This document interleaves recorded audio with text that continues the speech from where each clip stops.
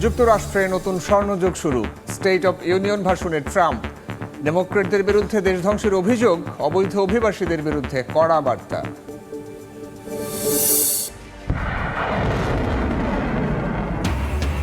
মার্কিন হুমকির মধ্যেই সামরিক শক্তির প্রদর্শন ইরানের। উপকূলীয় এলাকায় ব্যাপক মহড়া।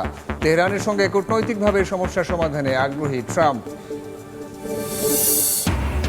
শীতকালীন ঝড়ে তলিয়ে গেছে গাজার হাজারো অস্থায়ী তাঁবু। বাসিন্দাদের দুর্ভোগ চরমে।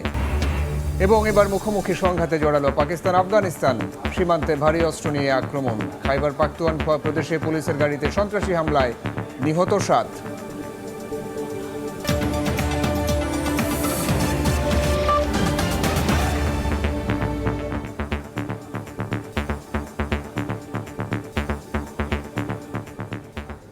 আন্তর্জাতিক সময়ের সঙ্গে আছে আমি সাইফুল রুদ্র। যুক্তরাষ্ট্রে বসবাসরত অভিবাসীদের কড়া বার্তা দিলেন মার্কিন president Donald Trump. State of union ভাষণে ট্রাম্প বলেন, অবৈধ বিদেশিদের নয়, যুক্তরাষ্ট্র তার দেশের নাগরিকদেরকেই সুরক্ষা দেবে। ডেমোক্রেটরা যুক্তরাষ্ট্রকে ধ্বংস করে দিচ্ছে অভিযোগ করে কংগ্রেসের যৌথ অধিবেশনে ট্রাম্প বলেন, সীমান্ত নিরাপত্তা, ব্যবসা বাণিজ্য সম্প্রসারণ সহ অর্থনৈতিক সমৃদ্ধি অর্জনই তার লক্ষ্য। এদিকে ট্রাম্পের ভাষণে বাধা দেওয়ার অভিযোগে বাংলাদেশি বংশোদ্ভূত একজনকে গ্রেফতার করেছে পুলিশ। যুক্তরাষ্ট্র থেকে হাসানুজ্জামান সাকির রিপোর্ট। মার্কিন কংগ্রেসের উচ্চ ও নিম্নকক্ষের যৌথ অধিবেশনে প্রেসিডেন্ট ডোনাল্ড ট্রাম্পের স্টেট অব ইউনিয়ন ভাষণ। রেকর্ড 1 ঘন্টা 40 মিনিট দীর্ঘ এ ভাষণের শুরুতে ট্রাম্প মার্কিন নাগরিকদের নিরাপত্তা ও উন্নয়নে তার পরিকল্পনার কথা তুলে ধরেন। বলেন, ভঙ্গুর অর্থনীতি, দুর্নীতি, স্বাস্থ্য ও অভিবাসন খাতে দুর্গতি, অরক্ষিত সীমান্ত সহ অশান্ত বিশ্ব পরিস্থিতির মধ্যে দ্বিতীয় মেয়াদে তিনি সরকার গঠন করেছিলেন। কিন্তু তার নেতৃত্বে ডেমোক্রেটদের হাতে ধ্বংসপ্রাপ্ত যুক্তরাষ্ট্র 1 বছরের মধ্যেই মাথা উঁচু করে দাঁড়িয়েছে। গেল বছর জানুয়ারিতে দ্বিতীয় মেয়াদে ক্ষমতা গ্রহণের পর ট্রাম্প কংগ্রেসে যে ভাষণটি দিয়েছিলেন সেটি বার্ষিক ভাষণ হলেও এবারই প্রথম তিনি স্টেট অফ ইউনিয়ন ভাষণ দিলেন।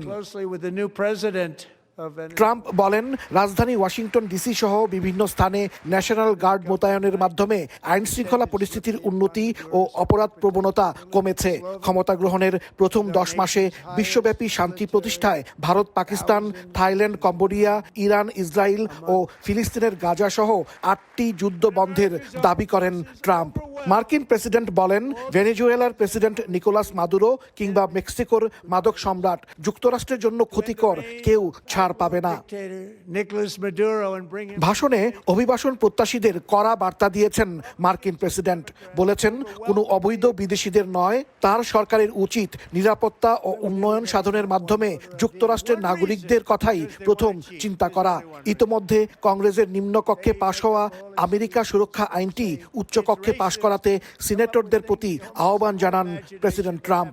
অভিবাসন ইস্যুতে ডেমোক্রেটদের কড়া সমালোচনা করেন ট্রাম্প। এ সময় ট্রাম্পের বক্তৃতায় বাধা দেওয়ার অভিযোগে বাংলাদেশি বংশোদ্ভূত আমেরিকান সফটওয়্যার প্রকৌশলী আলিয়া রহমানকে গ্রেফতার করে ক্যাপিটল হিল পুলিশ। দক্ষিণ মিনিয়াপলিসের বাসিন্দা আলিয়া কংগ্রেসওম্যান ইলহানের অতিথি হিসেবে চেম্বার হাউসের গ্যালারিতে বসা ছিলেন। চলতি বছরের শুরুতে মিনিয়াপলিসে ডিপার্টমেন্ট অফ হোমল্যান্ড সিকিউরিটি ও আইস এজেন্টদের সাথেও বিবাদে জড়ান তিনি। প্রেসিডেন্ট ট্রাম্পের ভাষণের পর আনুষ্ঠানিক প্রতিক্রিয়া জানিয়েছে ডেমোক্রেটিক পার্টি। ভার্জিনিয়ার গভর্নর এভিগেইল স্প্যানবার্গার বলেছেন, অ্যাপস্টেইনের ফাইল ধামাচাপা দেওয়া, ক্রিপ্টোকারেন্সি কেলেঙ্কারি, এমনকি ফেডারেল এজেন্টদের হাতে মার্কিন 2 নাগরিকের নিহত হওয়ার ইস্যুটি এড়িয়ে গেছেন প্রেসিডেন্ট। ইরান সম্পর্কেও ট্রাম্পের বক্তব্য ছিল অস্পষ্ট। ট্রাম্পের ভাষণের সময় ক্যাপিটল হিলের বাইরে তার বিরোধিতায় শত শত মানুষ সমাবেশ করেছে। সেখানে ডেমোক্রেট আইন প্রণেতারাও উপস্থিত ছিলেন। হাসানুজ্জামান সাকি, সময় সংবাদ, যুক্তরাষ্ট্র। মার্কিন স্টেট অফ দ্য ইউনিয়ন ভাষণে একের পর এক দাবি করেছেন প্রেসিডেন্ট ডোনাল্ড ট্রাম্প। তবে তার অনেক দাবি বাস্তবতার সঙ্গে সামঞ্জস্যপূর্ণ নয়। মার্কিন গণমাধ্যম CNN-এর এক প্রতিবেদনে উঠে এসেছে ট্রাম্পের মধ্যে একাধিক মিথ্যে দাবির প্রসঙ্গ। যুদ্ধ, অর্থনীতি, করছাড়, অভিবাসন, এমনকি নির্বাচন নিয়েও বিভ্রান্তিকর দাবি করেছেন ট্রাম্প। মার্কিন ইতিহাসের সবচেয়ে দীর্ঘ স্টেট অফ দ্য ইউনিয়ন ভাষণ দিয়ে রেকর্ড গড়েছেন প্রেসিডেন্ট ডোনাল্ড ট্রাম্প। 1 ঘন্টা 47 মিনিটের এই ভাষণে নিজের জয়গান গাওয়ার পাশাপাশি ডেমোক্র্যাটদের কড়া সমালোচনা করেছেন তিনি। তবে তার দাবি দেওয়া ও বাস্তবতার মধ্যে দেখা যায় অসঙ্গতি। এই অমিলগুলো নিয়েই একটি প্রতিবেদন প্রকাশ করেছে মার্কিন গণমাধ্যম CNN। বক্তব্যে আবারও মার্কিন বাজারে $18 ট্রিলিয়ন বিনিয়োগ নিশ্চিতের দাবি করেন ট্রাম্প, যেখানে হোয়াইট হাউসের নিজস্ব ওয়েবসাইটে বিনিয়োগের পরিমাণ দেখানো হয়েছে $9.7 ট্রিলিয়ন। জ্বালানির দাম নিয়ে ট্রাম্প বলেন, বেশিরভাগ অঙ্গরাজ্যে গ্যালন প্রতি গ্যাসের দাম $2.30 নিচে, কোথাও কোথাও দাম $1.99। কিন্তু আমেরিকান অটোমোবাইল অ্যাসোসিয়েশনের তথ্য বলছে কোনো অঙ্গরাজ্যে গড় দাম $2.37 নিচে নয়, মাত্র 2টি অঙ্গরাজ্যে দাম $2.50 নিচে। বাইডেনের শাসনামল নিয়েও তার দাবির সঙ্গে বাস্তবতার অসঙ্গতি রয়েছে। ট্রাম্প বলেন, বাইডেন প্রশাসনের কাছ থেকে তিনি দেশের ইতিহাসের সবচেয়ে খারাপ মুদ্রাস্ফীতি ও স্থবির অর্থনীতি উত্তরাধিকার সূত্রে পেয়েছেন, যার কোনোটিই সত্য নয়। 2024 সালের ডিসেম্বরে মুদ্রাস্ফীতির হার ছিল 2.9%, 2025 সালের জানুয়ারিতে 3%, যেখানে মার্কিন ইতিহাসের সর্বোচ্চ মুদ্রাস্ফীতির হার 23.7%। ট্রাম্প ইতিহাসের সর্ববৃহৎ কর ছাড় পাশের দাবি করলেও আদতে এটি 7ম বৃহত্তম কর ছাড়, মতান্তরে 6ষ্ঠ বৃহত্তম।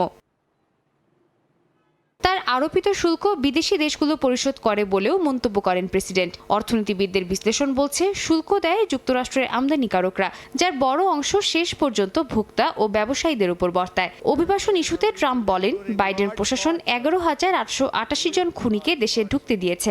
মার্কিন কারাগারগুলোতে সাজা কাটানো এই আসামিরা কয়েক দশক ধরে যুক্তরাষ্ট্রে প্রবেশ করেছে বলে নিশ্চিত করেছে হোমল্যান্ড সিকিউরিটি, যার মধ্যে ট্রাম্পের প্রথম দফার শাসনামলও অন্তর্ভুক্ত।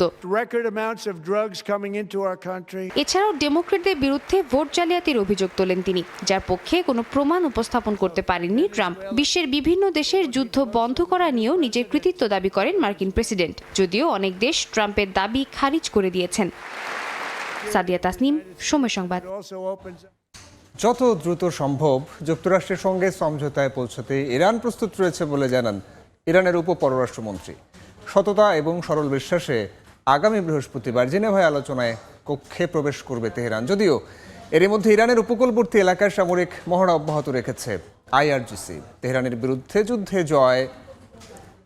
জয় পাওয়া সম্ভব বলেও দাবি করেছেন মার্কিন প্রেসিডেন্ট ডোনাল্ড ট্রাম্প। এদিকে বার্তা সংস্থা রয়টার্স জানিয়েছে, চীনের জাহাজ বিধ্বংসী ক্রুজ মিসাইল কেনার চূড়ান্ত পর্যায়ে পৌঁছে গেছে ইরান।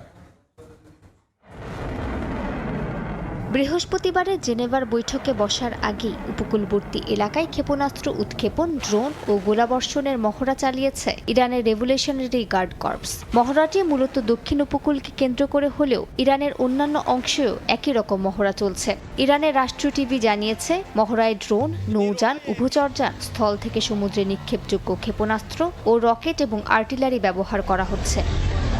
চীন থেকে জাহাজ বিধ্বংসী ক্রুজ মিসাইল কিনছে ইরান। এর মধ্যে এ বিষয়ে চুক্তির শেষ ধাপে পৌঁছে গেছে দেশ দুটি। আলোচনাটি সম্পর্কে অবগত এমন 6 ব্যক্তির বরাতে এ তথ্য প্রকাশ করেছে বার্তা সংস্থা রয়টার্স। প্রতিবেদনে বলা হয়, চীন থেকে দেশটির তৈরি জাহাজ বিধ্বংসী সুপারসনিক ক্রুজ মিসাইল CM-302 কিনছে ইরান। সমরাস্ত্র বিশেষজ্ঞদের মতে, এই ক্ষেপণাস্ত্র পাওয়ার পর সাগরে যে কোনো অস্ত্র বা রণতরী ধ্বংস করার ক্ষেত্রে ইরানের সক্ষমতা বহুগুণে বেড়ে যাবে।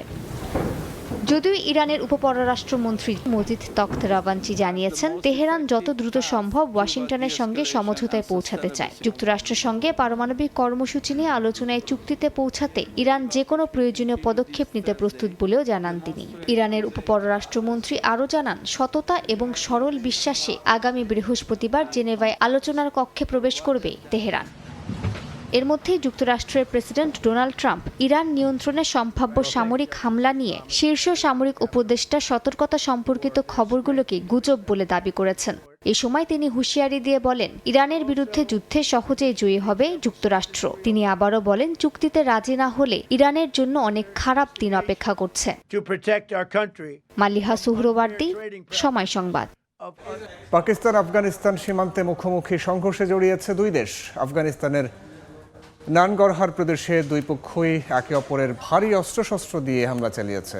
চলমান উত্তেজনার মধ্যেই পাকিস্তানের খাইবার পাখতুনখোয়া প্রদেশে একটি পুলিশের গাড়িতে সন্ত্রাসী হামলায় অন্তত 7 জন নিহত হয়েছেন। এদিকে পাকিস্তানের সামরিক বাহিনীকে লক্ষ্য করে হামলার হুঁশিয়ারি দিয়েছেন তালেবান সরকারের মুখপাত্র। তিনি অভিযোগ করেন তেহরিকি তালিবানকে নির্মূল করার অজুহাতে নিরীহ বেসামরিক নাগরিকদের উপর হামলা চালিয়েছে পাকিস্তান। আবারও উত্তপ্ত হয়ে উঠেছে পাকিস্তান আফগানিস্তান সীমান্ত। স্থানীয় সময় মঙ্গলবার আফগানিস্তানের নানগরহার প্রদেশের সীমান্ত এলাকায় পাকিস্তান ও আফগানিস্তানের মধ্যে নতুন সংঘর্ষ শুরু হয়েছে। স্থানীয়রা জানান দুপক্ষই ভারী অস্ত্র ব্যবহার করেছে এবং এর মধ্যেই হতাহতের ঘটনা ঘটেছে। আফগানিস্তানের বিরুদ্ধে অপ্ররোচিত হামলার অভিযোগ তুলেছে পাকিস্তান। পাকিস্তানের একটি পুলিশের গাড়িতে সন্ত্রাসী হামলা হয়েছে। এই ঘটনায় বেশ কয়েকজন নিহত হয়েছেন। দেশটির খাইবার পাখতুনখোয়া প্রদেশের কোহাট জেলায় এই ঘটনা ঘটেছে। পুলিশ জানিয়েছে সন্ত্রাসীরা হঠাৎ করে পুলিশ মোবাইল ভ্যান লক্ষ্য করে গুলি চালায়। পাকিস্তানের স্বরাষ্ট্রমন্ত্রী মুহসিন নাকভি এই হামলার তীব্র নিন্দা জানিয়েছেন। বলেন শহীদরা জাতির ভবিষ্যতের জন্য নিজেদের জীবন উৎসর্গ করেছেন এবং তাদের এই ত্যাগ চিরস্মরণীয় হয়ে থাকবে। এই হামলার পেছনে ফিতনা আল খাওয়ারিজ গোষ্ঠী দায়ী বলে দাবি করেন তিনি। এদিকে সোমবারের হামলায় বহু বেসামরিক নাগরিক হতাহতের ঘটনায় পাকিস্তানকে কড়া হুঁশিয়ারি দিয়েছে আফগানিস্তান। তালেবান সরকারের মুখপাত্র জাবিউল্লাহ মুজাহিদ জানান, আফগান বাহিনী পাকিস্তানি সামরিক বাহিনীর সদস্যদের লক্ষ্য করে হামলা চালাবে। স্থানীয় এক গণমাধ্যমের সাক্ষাৎকারে তিনি আরও বলেন, ইসলামাবাদ বেসামরিকদের লক্ষ্যবস্তু করেছে, তবে কাবুলের এমন করার কোনো ইচ্ছে নেই। পরাশক্তির নির্দেশে কাজ করা পাকিস্তানের অভ্যন্তরে একটি নির্দিষ্ট চক্র এই অঞ্চলে নিরাপত্তাহীনতা তৈরি করতে চাইছে বলে অভিযোগ করেন জাবিউল্লাহ। তিনি আরও দাবি করেন তেহরিকি তালেবান বা টিটিপিকে লক্ষ্যবস্তু করার অজুহাতে পাকিস্তানের সামরিক বাহিনী হামলা চালিয়ে নারী ও শিশুসহ বেসামরিক নাগরিকদের হত্যা করেছে। আফগানিস্তানের সঙ্গে চলমান উত্তেজনা নিয়ে পাকিস্তানের প্রধানমন্ত্রী শাহবাজ শরীফ কাতারের উপপ্রধানমন্ত্রীর সঙ্গে দোহায় বৈঠকে আঞ্চলিক শান্তি, সংলাপ ও পারস্পরিক বোঝাপড়ার গুরুত্ব উল্লেখ করেছেন। দুই পক্ষই সীমান্ত সংলাপ এবং উত্তেজনা কমানোর মাধ্যমে স্থিতিশীলতা রক্ষায় সম্মত হয়েছে। মালিহা সুহুরওয়ার্দী, সময় সংবাদ। 5 বছরে গড়ালো ইউক্রেন রাশিয়া যুদ্ধ, তবে ইউক্রেনে এখনও রাশিয়ার সব লক্ষ্য পূরণ হয়নি। তাই আগ্রাসন আরও দীর্ঘায়িত করার হুঁশিয়ারি দিয়েছেন ক্রেমলিন মুখপাত্র। পশ্চিমা গোয়েন্দা সংস্থার মদদে ইউক্রেন শান্তি প্রক্রিয়া নস্যাৎ করার চেষ্টা চলছে বলে অভিযোগ করেছেন রুশ প্রেসিডেন্ট ভ্লাদিমির পুতিন। ইউক্রেনের প্রতি সমর্থন জানিয়ে নয়, 1000 কোটি ইউরো ঋণের প্রতিশ্রুতি দিয়েছে ইউরোপীয় ইউনিয়ন। 2022 সালের 24 ফেব্রুয়ারি ইউক্রেনে বিশেষ সামরিক অভিযান শুরু করে রাশিয়া। সেই অভিযানে রূপ নেয় রক্তক্ষয়ী যুদ্ধে।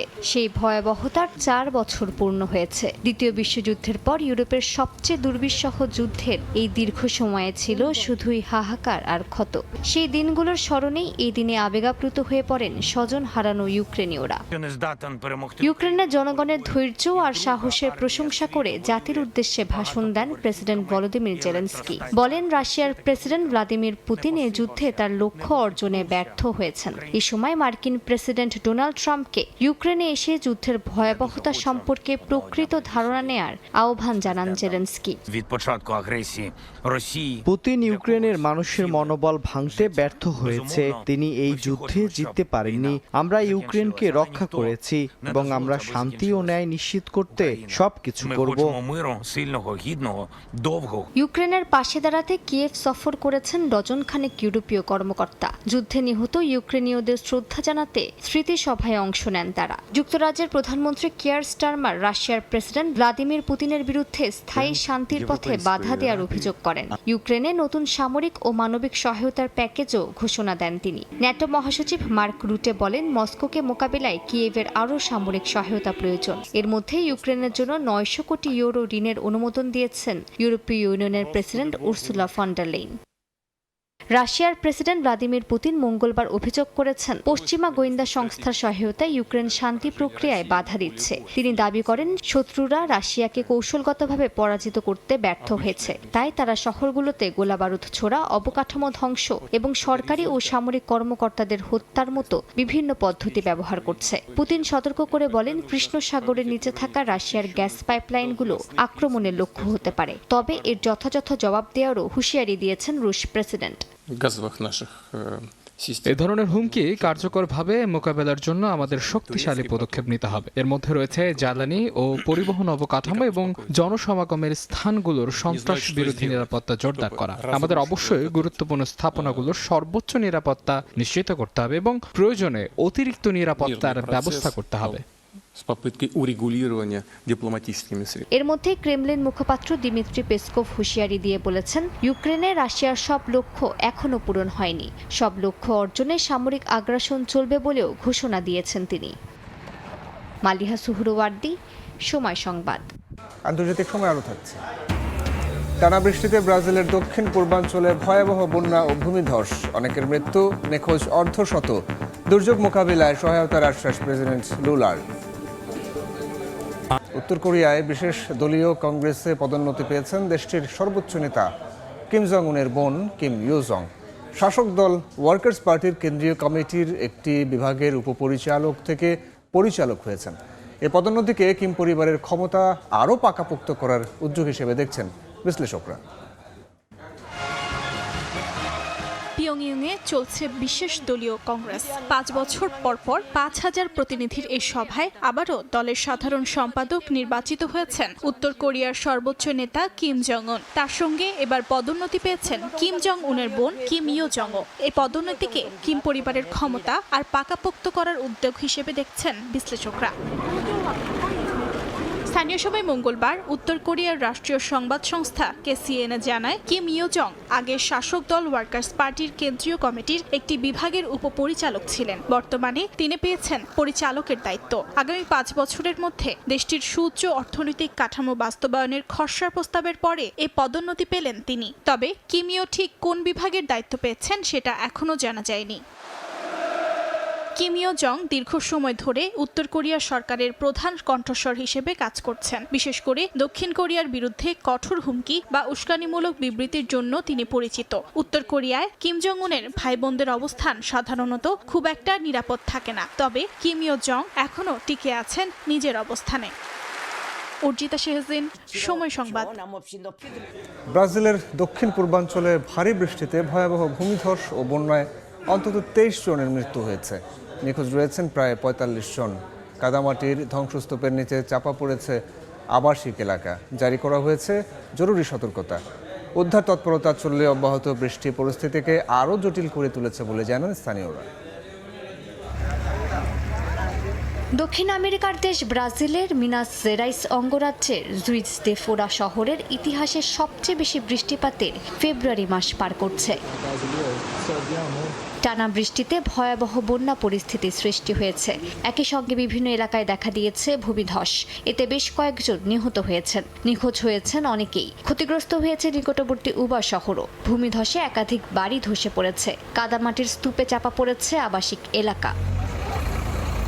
স্থানীয় কর্তৃপক্ষ জানিয়েছে, জুইজ দে ফোরায় শত শত মানুষ গৃহহীন হয়ে পড়েছেন।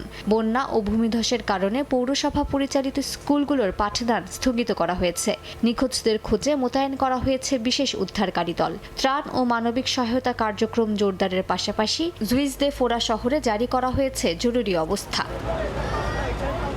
স্থানীয় কর্তৃপক্ষ জানিয়েছে, ফেব্রুয়ারি মাসে এটি রেকর্ড পরিমাণ বৃষ্টিপাত। মাত্র 4 ঘন্টায় 180 মিলিমিটারের বেশি বৃষ্টি রেকর্ড করা হয়েছে। আকস্মিক প্লাবনে নদীর গতিপথ বদলে গিয়ে কাদা ও ধ্বংসাবশেষে ঢেকে যায় এলাকা। এর মধ্যে বৃষ্টির পরিমাণ মাসিক স্বাভাবিক গড়ের দ্বিগুণ ছাড়িয়েছে। পরিস্থিতিকে সংকটজনক বলে উল্লেখ করেছেন শহরের মেয়র। এদিকে মিনাস গেরাইস ও রিও ডি জেনেরিও সহ 14টি অঙ্গরাজ্যের বিভিন্ন অংশে ভারী বৃষ্টির সতর্কতা জারি করেছে দেশটির আবহাওয়া বিভাগ। পূর্বাভাস বলছে, সামনের দিনগুলোতেও ভারী বৃষ্টি অব্যাহত থাকতে পারে। চলমান পরিস্থিতিতে ব্রাজিলের প্রেসিডেন্ট লুলা দা সিলভা সামাজিক যোগাযোগ মাধ্যম এক্সে দেয়া এক পোস্টে শোক প্রকাশ করেছেন। তিনি জানান, মানবিক সহায়তা নিশ্চিত করা, মৌলিক সেবা পুনরুদ্ধার, গৃহহীনদের সহায়তা এবং পুনর্গঠন কার্যক্রম এগিয়ে নেওয়া সরকারের প্রধান লক্ষ্য। মালিহা সুহরওয়ার্দী, সময় সংবাদ। যুক্তরাষ্ট্রের নিউ ইয়র্ক সিটিতে আবহাওয়া আরও খারাপের দিকে গড়াতে পারে বলে পূর্বাভাস দিয়েছে মার্কিন আবহাওয়া বিভাগ। New York city emergency management জানিয়েছে, স্থানীয় সময় বুধবার ভোরের পর থেকে হালকা তুষারপাত শুরু হতে পারে, যা বৃষ্টির সঙ্গে মিশে সকালের কর্মঘণ্টার দুর্ভোগ তৈরি করবে। সকাল 9টার পর তাপমাত্রা বেড়ে 42 ডিগ্রি পর্যন্ত উঠতে পারে। আর বিকেল ও সন্ধ্যায় আকাশ আংশিক মেঘলা থাকার পূর্বাভাস রয়েছে। আবহাওয়া দপ্তর জানিয়েছে, তুষারপাতের সম্ভাব্য পরিমাণ 1 থেকে 2 ইঞ্চি, যাতে যাতায়াতে বাড়তি সতর্কতারও পরামর্শ দিয়েছে নগর কর্তৃপক্ষ। ফ্রান্সের লুভর জাদুঘরে চুরির ঘটনার জেরে পদত্যাগ করেছেন প্রতিষ্ঠানটির পরিচালক লরেন্স দেসকারোস। স্থানীয় সময় মঙ্গলবার তার পদত্যাগপত্র গ্রহণ করেন ফরাসি প্রেসিডেন্ট ইমানুয়েল ম্যাক্রো।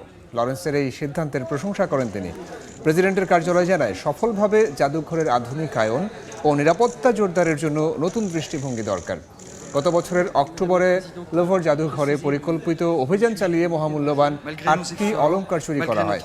ঘটনার সঙ্গে জড়িতদের গ্রেফতার করা হলেও চুরি হওয়া সম্পদ এখনও উদ্ধার করা সম্ভব হয়নি। এছাড়াও প্রাসাদের নিরাপত্তা ও সার্বিক নিরাপত্তা নিয়ে নানা মহলে প্রশ্ন উঠছে। নিরাপত্তার শঙ্কা কেটে যাওয়ায় আবারও সরকারি বাসভবন দ্য লজে ফিরেছেন অস্ট্রেলিয়ার প্রধানমন্ত্রী অ্যান্থনি আলবানিজ। প্রধানমন্ত্রীর বাসভবনে বোমা বিস্ফোরণের হুমকির পর স্থানীয় সময় মঙ্গলবার সন্ধ্যা 6টায় তাকে নিরাপদ আশ্রয়ে সাময়িকভাবে সরিয়ে নেওয়া হয়। এরপর টানা 3 ঘন্টা বাসভবনের আনাচে কানাচে তল্লাশি চালায় নিরাপত্তা বাহিনী। তবে এই অভিযানে কিছু খুঁজে পাওয়া যায়নি। নিরাপত্তা নিশ্চিতের পর প্রধানমন্ত্রীকে তার বাসভবনে ফিরিয়ে আনা হয়।